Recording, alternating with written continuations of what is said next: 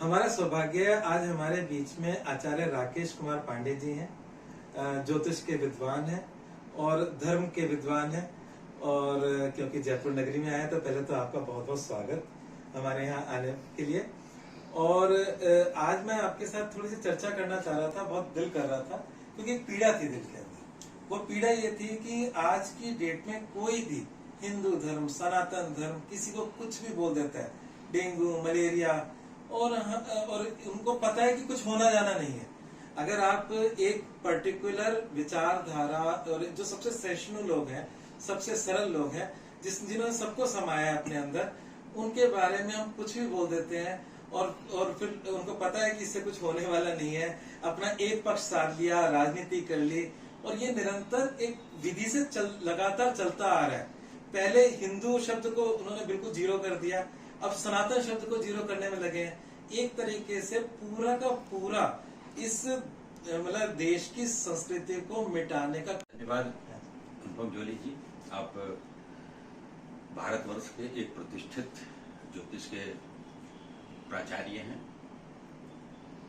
आपने जो प्रश्न किया निश्चित तौर पर यह समसामयिक है। हम सनातनियों के लिए यह बड़ा महत्वपूर्ण है कि हम अपने सनातनियों को संगठित रखें और हम अपने धर्म का पालन करें। सनातन धर्म ऐसा धर्म है जो कि विश्व बंधुत्व की भावना रखता है, वसुधैव कुटुंबकम की भावना रखता है।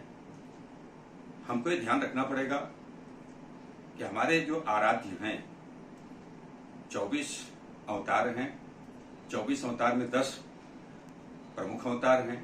उसमें से 2 अवतार 12 कलावतारी भगवान श्री राम, 16 कलावतारी भगवान श्री कृष्ण। इन्होंने कभी हथियार नहीं छोड़ा।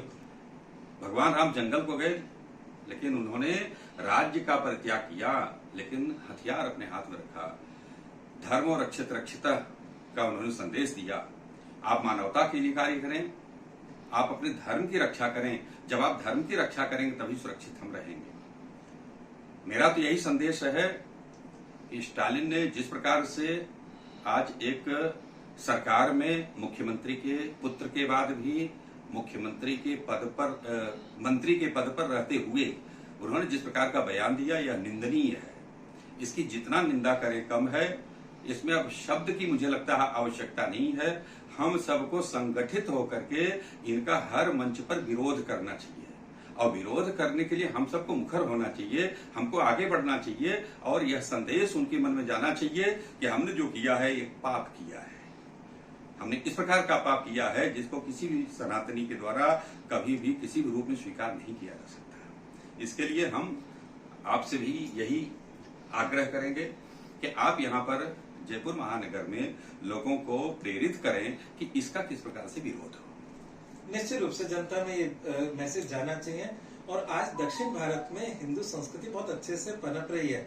वहाँ के राजाओं ने बहुत मंदिर बनाए, और वो मंदिर आज उसकी पहचान अगर हम देखें तो वहाँ पे इतने मतलब कलात्मक मंदिर उन प्राचीन राजाओं के समय के बने हुए हैं, जिस संस्कृति को वो डेंगू मलेरिया कह रहे हैं। तो कहने का मतलब है कि जहाँ सनातन की जड़ अच्छे से मजबूत है, तो वहाँ लोगों को भी अवेयर होना चाहिए। इनको राजनीति के पायदान से हटाना चाहिए, अपने वोट की शक्ति को भी मजबूत करना चाहिए, जिससे कि इस प्रकार के लोग इस धरती पर कचरा फैलाने ना आए और ये अपने दूसरे कार्य करें, परंतु राज्य पे राज ना करें।